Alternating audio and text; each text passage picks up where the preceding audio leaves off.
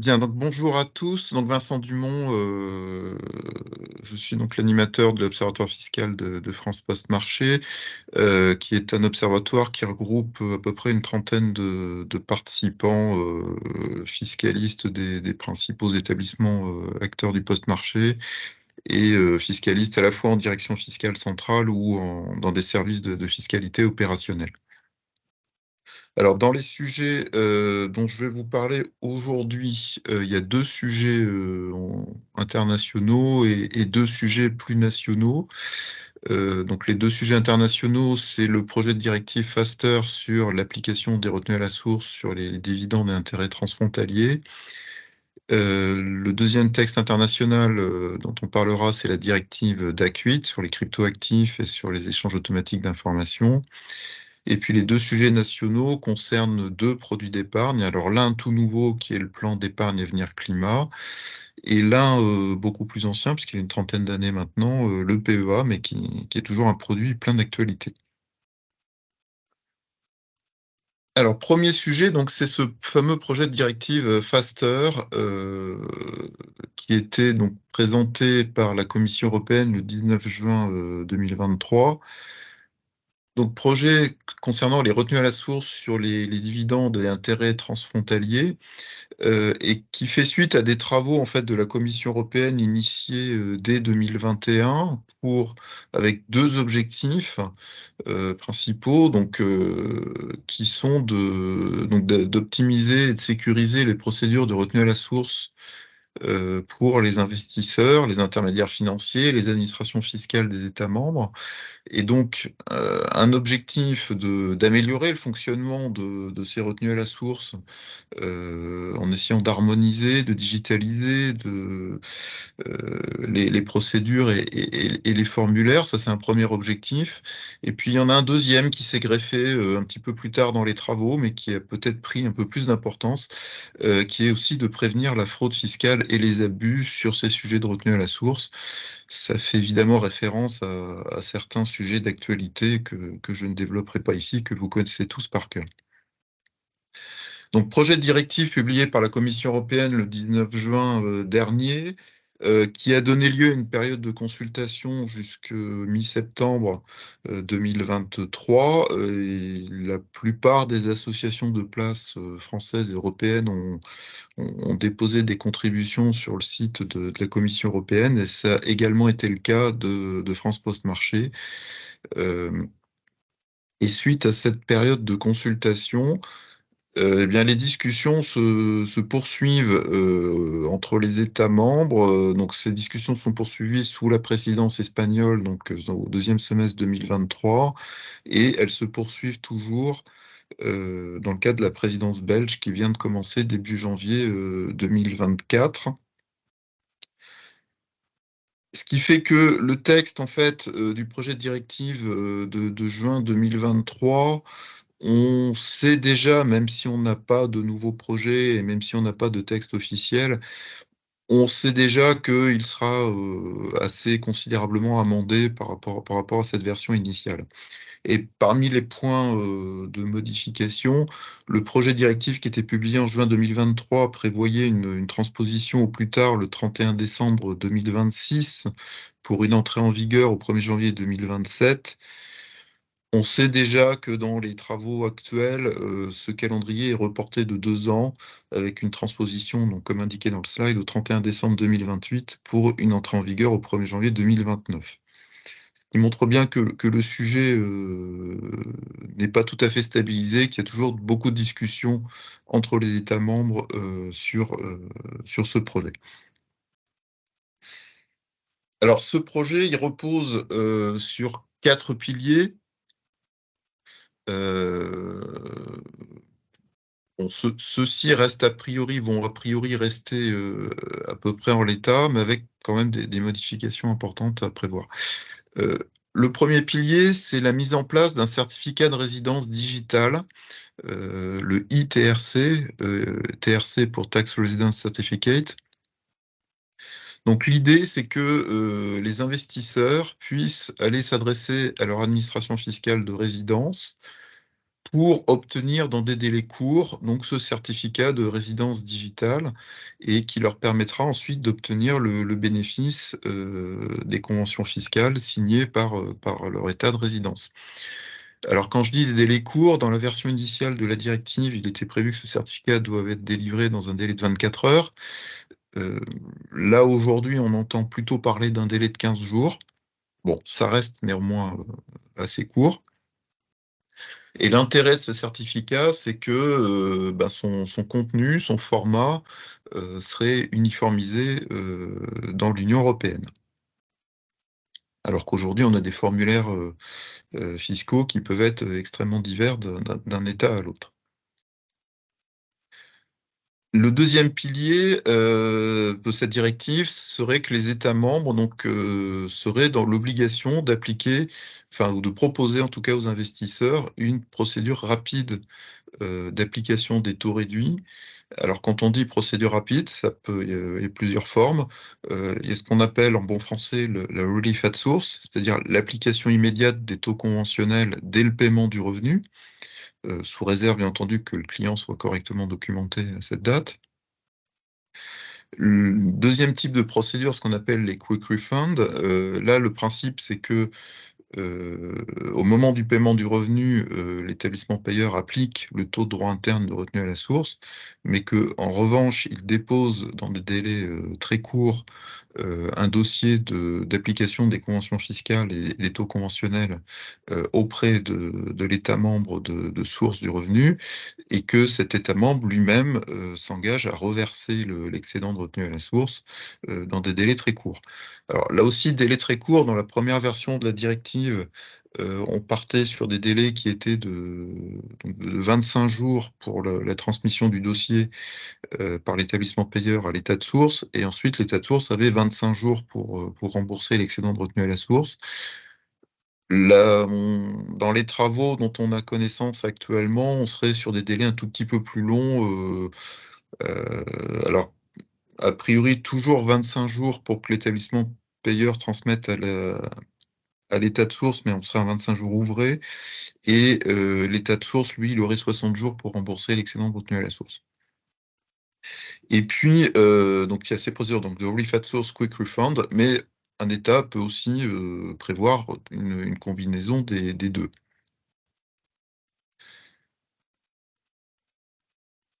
Une intervention nécessaire dans le processus, c'est le troisième pilier, une intervention nécessaire dans le processus d'un intermédiaire financier certifié ou Certified Financial Intermediary.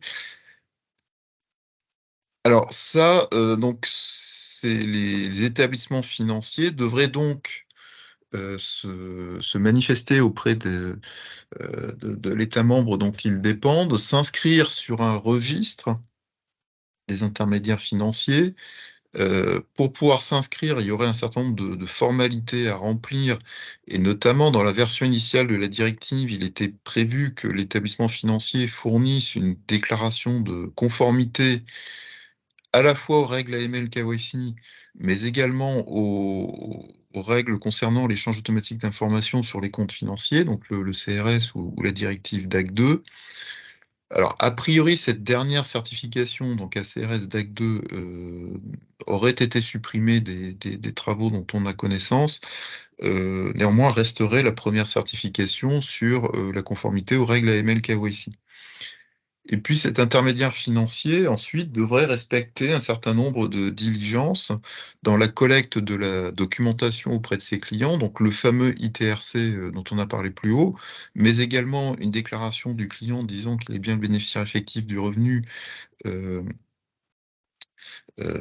et qu'il n'y a pas sur le titre en question d'arrangement financier en cours, la notion d'arrangement financier visant a priori des opérations de pré-emprunt titre ou de dérivés qui seraient toujours en cours au moment du paiement du revenu payé par le sous-jacent à cette opération. Et puis l'intermédiaire financier, donc outre cette obligation de documentation, il aurait l'obligation de vérifier cette documentation par rapport aux éléments qu'il détient déjà sur son client, justement en application des règles AML KYC. Donc voilà, donc des obligations extrêmement fortes pesant sur l'intermédiaire financier, de collecte de documents, donc d'enregistrement sur des registres nationaux, de collecte de documentation auprès des clients, mais également de vérification de cette documentation pour en vérifier la cohérence et la vraisemblance. Et puis, dernier pilier de ce projet de directive, ce sont de nouvelles obligations déclaratives pesant sur les intermédiaires financiers, afin donc de reconstruire, de permettre aux administrations fiscales de reconstruire la chaîne de paiement du revenu et d'identifier l'investisseur final. Et ces reportings, donc, dont le contenu est assez lourd, devraient en plus être faits dans des délais extrêmement courts, puisque dans la version initiale de la directive, on parlait d'un reporting qui devait être fait dans les 25 jours suivant la date du paiement. Donc, toutes ces obligations font que ce projet de directive fait quand même peser un certain nombre d'enjeux pour les établissements, de par notamment le périmètre de cette directive, qui n'est pas complètement stabilisé. Aujourd'hui, il ne vise que les actions et les obligations cotées. Dans sa version initiale, les EPC n'étaient pas visés, par exemple, et a priori, les nouveaux travaux semblent prévoir des choses concernant le traitement des EPC. En revanche, à notre connaissance, rien n'est prévu aujourd'hui pour les titres non cotés. Ce qui veut dire qu'un établissement risque de devoir faire subsister en parallèle plusieurs types de procédures selon la nature des titres concernés. La question s'est posée également des États membres qui, en fait, avaient déjà des procédures en place.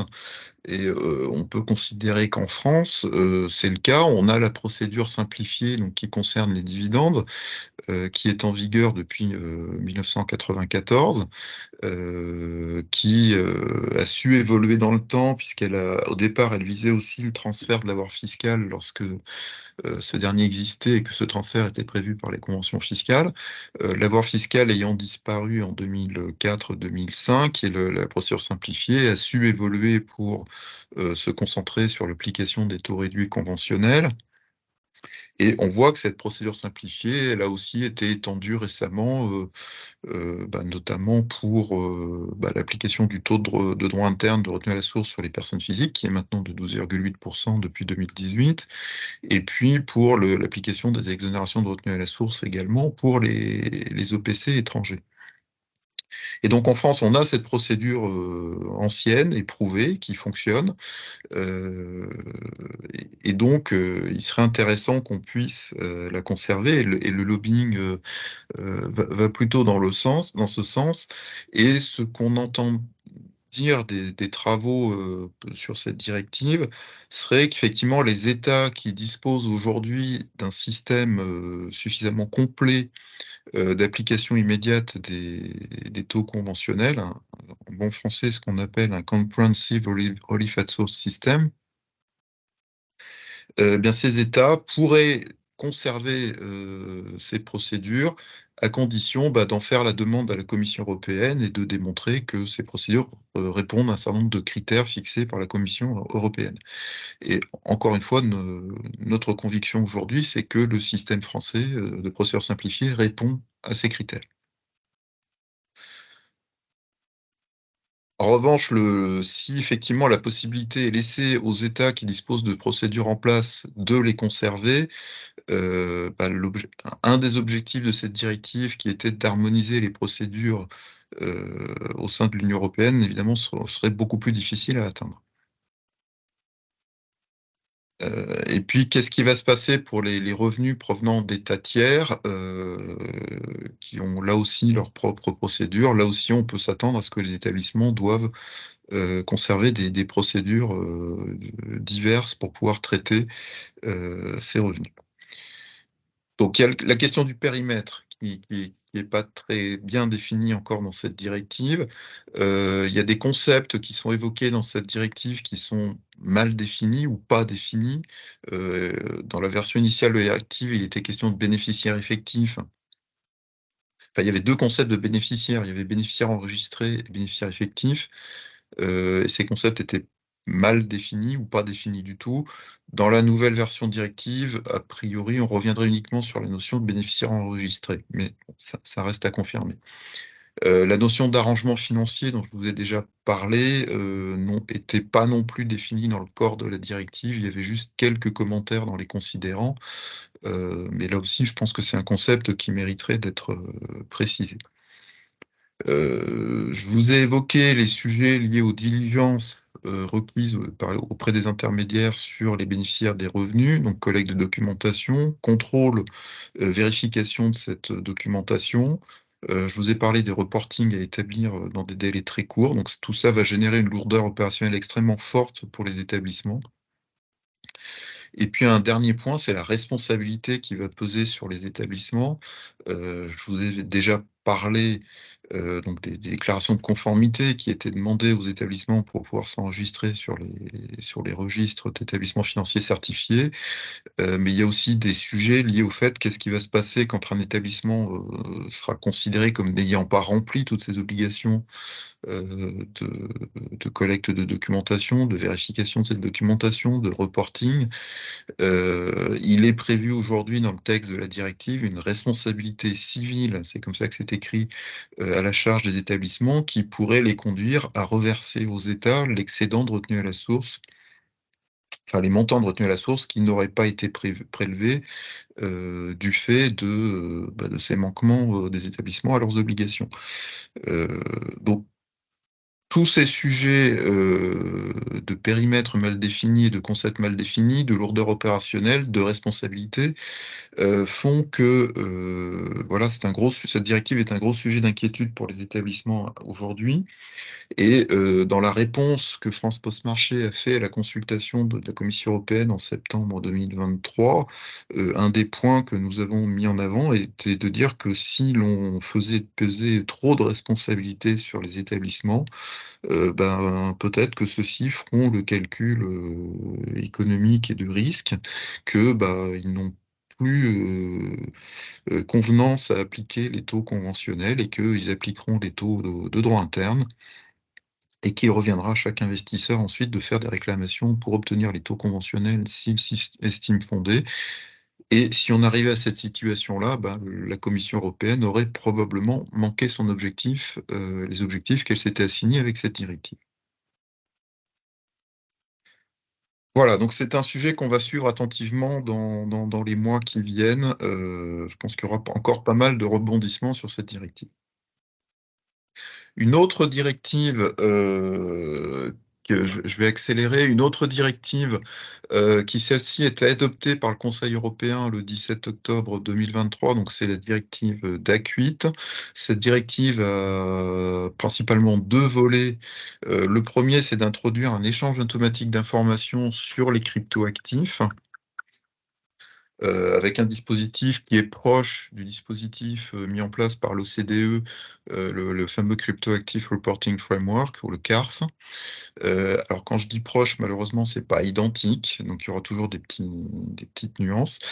Le texte européen s'appuie sur les définitions du règlement MiCA, sur la définition des cryptoactifs à déclarer et sur la définition des prestataires de services sur cryptoactifs déclarants. Et il va y avoir il y a certains cas où il y aura un double emploi entre cet échange automatique d'informations sur les cryptoactifs et celui qui existe déjà depuis 2016 sur les comptes financiers, notamment lorsqu'on sera en présence d'actifs financiers tokenisés. Donc là, il pourra y avoir des doubles reporting, qu'il est prévu des mesures de coordination, mais qui sont malheureusement pas complètes et qui n'éviteront pas toujours des doubles de reporting. Dans cette directive, je le signale rapidement, il est prévu un échange automatique d'informations entre États, pour l'instant c'est uniquement entre États, sur les dividendes versés par l'intermédiaire d'un compte non conservateur. Donc c'est des dividendes qui proviennent de titres qui ne sont pas inscrits sur des comptes titres, sur des custodial accounts. Donc il faudra surveiller, pour l'instant ça n'est qu'une obligation entre États, mais il faudra que les États disposent des informations sur ces dividendes provenant de titres non inscrits sur des custodial accounts, et donc probablement les États seront amenés à développer des obligations de reporting auprès notamment des teneurs de registre, donc il faudra surveiller l'évolution de ce texte dans le futur. DAC8 a aussi un autre effet sur l'échange automatique d'informations sur les comptes financiers, ce qu'il accroît de façon assez sensible le nombre des informations que nous devons inclure dans ces reportings. Il faudra notamment indiquer si les comptes ont été documentés avec une autocertification, s'il s'agit de comptes préexistants ou de nouveaux comptes. Pour les comptes joints, il faudra l'indiquer et indiquer aussi le nombre de cotitulaires. Les personnes contrôlantes de passives NFFE, il faudra qu'on soit capable de donner à quel titre elles sont personnes contrôlantes. Est-ce que c'est parce qu'elles ont plus de 25% du capital? Est-ce qu'elles sont dirigeantes? Est-ce qu'elles ont le contrôle de fait de l'entité? Il faudra être capable de l'indiquer. Et puis je passe rapidement sur les comptes préexistants pour lesquels nous n'aurions pas encore collecté le numéro d'identification fiscale, le fameux TIN. Il faudra continuer à faire des efforts raisonnables pour obtenir ce TIN lors de l'identification de ces comptes déclarables et lors de la mise à jour des données KYC sur ces comptes. Et un point très rapidement en France, alors c'est pas lié à DAC8, c'est lié, là pour le coup c'est franco-français, mais jusqu'à présent les déclarations FATCA-EAI devaient être déposées le 31 juillet de chaque année, à compter de la déclaration en 2025 des données 2024. Cette date sera avancée au 15 juillet. L'idée est de permettre à l'administration fiscale de lui donner un petit peu plus de souplesse pour qu'elle-même puisse renvoyer ses déclarations aux différents États concernés, puisqu'elle-même a une échéance qui se termine fin septembre. Alors, je passe au sujet plus franco-français. Si j'arrive à passer le slide.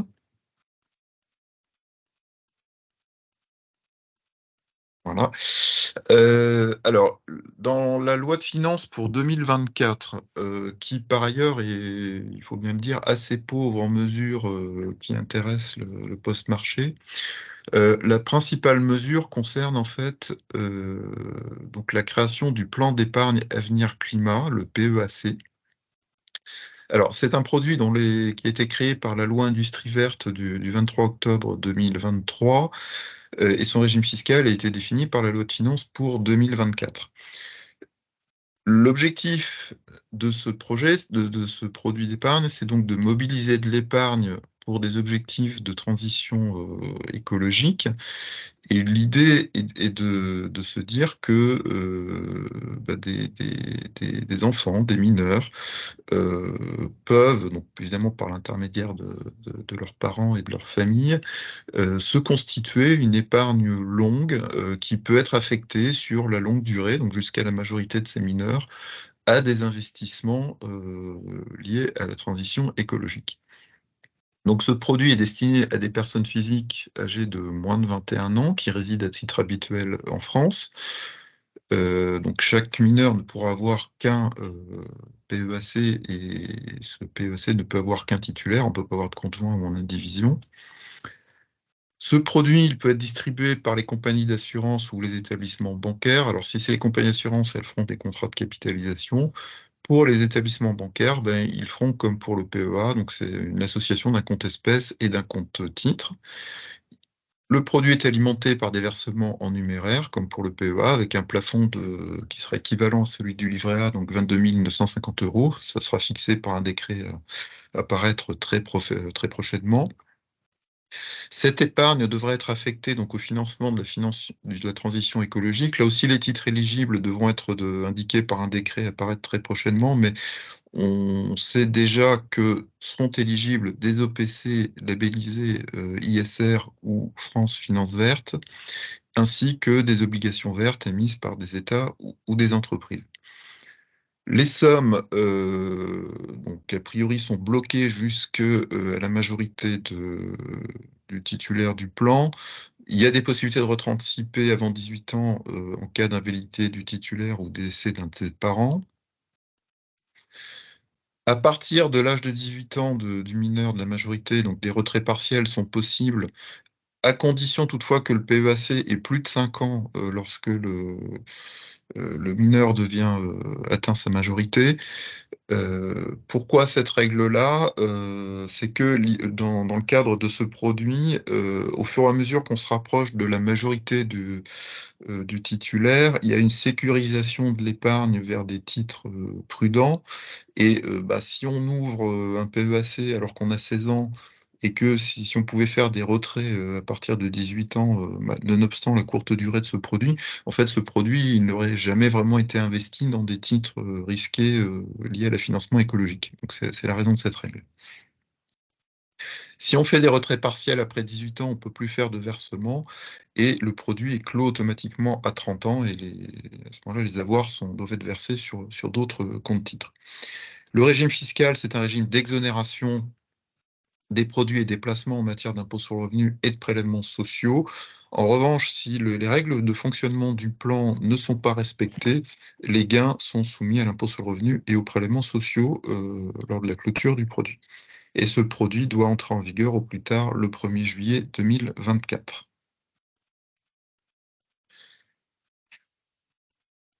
Très rapidement, je termine sur le PEA, l'actualité du PEA.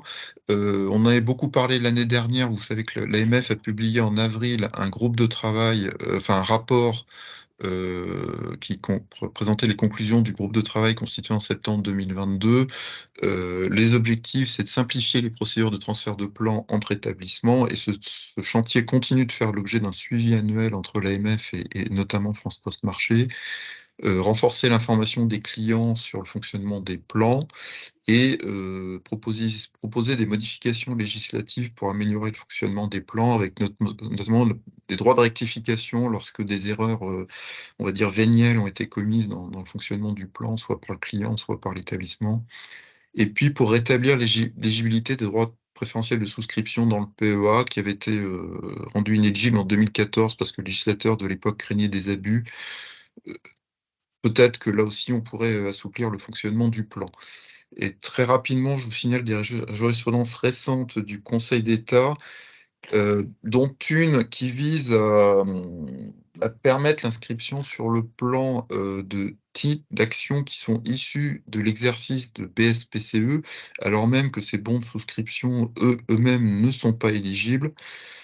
Alors, le Conseil d'État a dit ça, mais en même temps, dans ses conclusions, la rapporteure publique a indiqué qu'elle réservait la question de l'imposition du gain généré par ces actions. Et qui risque d'être continué à être imposé en tant que salaire.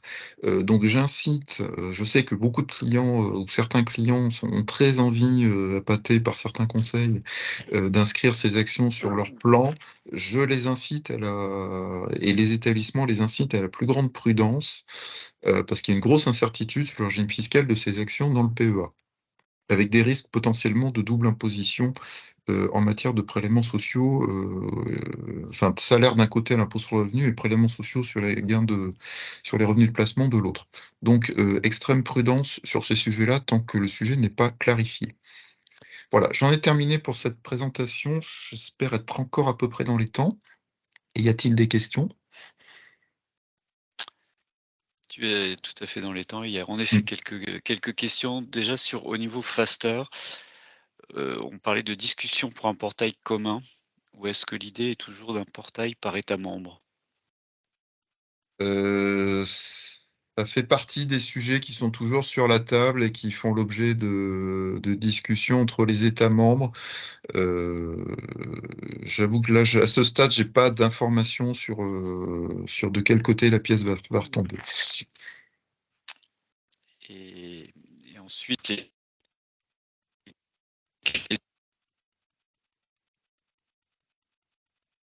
Alors, j'ai pas entendu la question, Olivier, c'était très haché.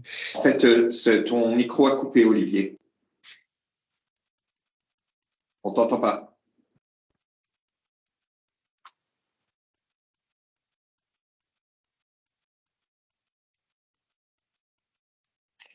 Olivier, tu as peut-être un problème de charge sur ton casque. Fais-le avec l'ordinateur de ton portable.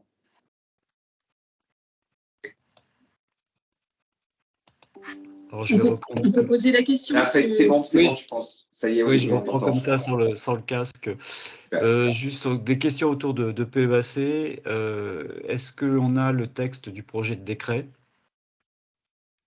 Et on en connaît à peu près le contenu en substance. Je crois que le projet de décret doit passer en CCLRF ces jours-ci, et donc la publication, je pense, devrait intervenir dans les semaines qui viennent.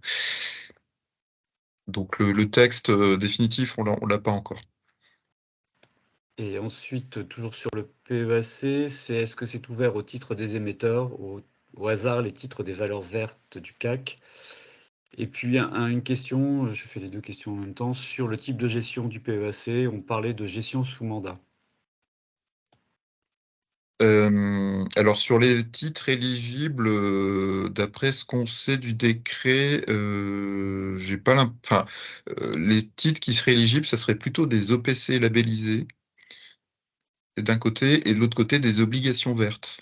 Donc des actions en titre vif, à ce stade, je ne pense pas que ce soit possible. Et puis sur le mode de gestion, le mode de gestion préférentiel, c'est la gestion pilotée, effectivement. Il doit être possible d'opter en revanche pour une gestion libre, avec les conseils de prudence, sachant qu'on est quand même sur une clientèle de clients mineurs.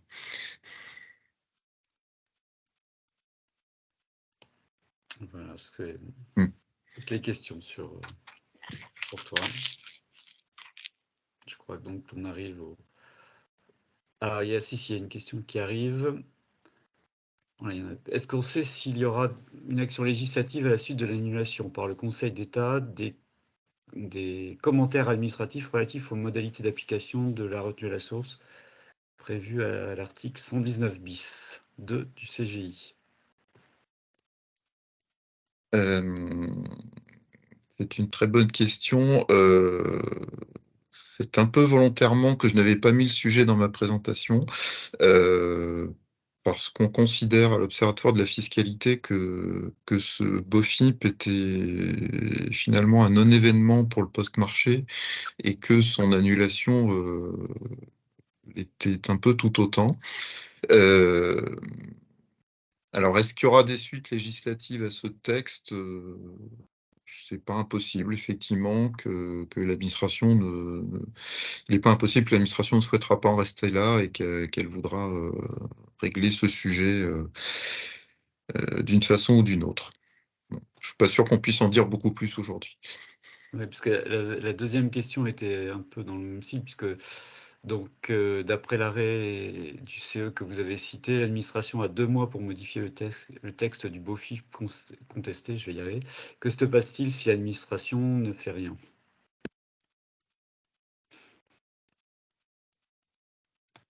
Je pense que l'administration se conformera à ce qu'a jugé le Conseil d'État, et elle fera l'annulation des passages concernés du BOFIP. La question, c'est comment elle rédigera le BOFIP à la suite de ça. Là, je pense qu'on est revenu sur le sujet des BSPCE dans le PEA. C'est aussi une des raisons pour lesquelles il faut être extrêmement prudent sur l'inscription de ces actions dans le PEA, parce qu'on ne sait pas exactement dans quel sens l'administration rédigera le BOFIP à l'avenir.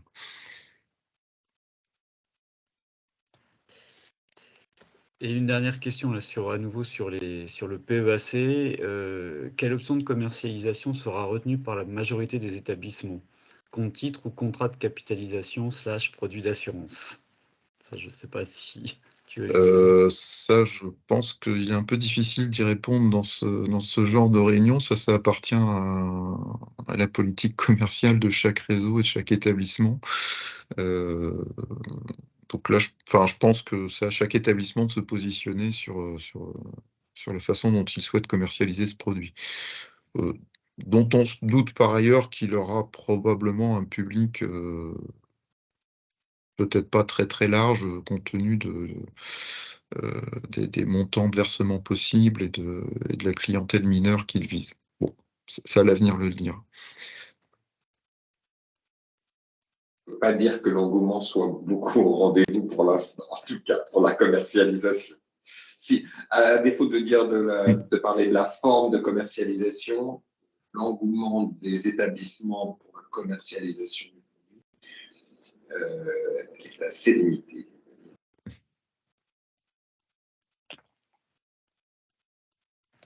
Voilà, il n'y a plus d'autres questions pour Vincent.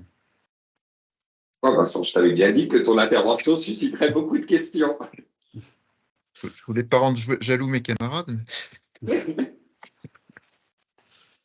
Écoutez, j'espère en tout cas que, d'abord, pour conclure quelques mots, je pense que, comme nous l'avons dit en introduction, 2024 va être riche, sachant qu'en plus, nous aurons les élections européennes, donc avec un nouveau programme pour déterminer les prochaines années à venir de travaux, ce qui augure de belles perspectives.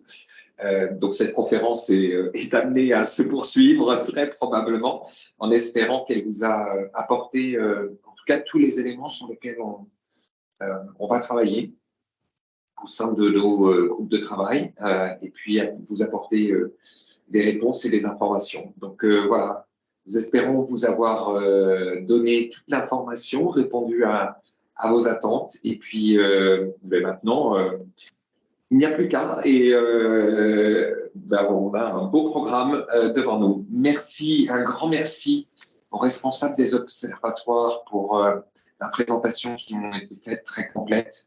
Merci beaucoup à tous, et puis je vous souhaite une très très bonne journée. Merci bien.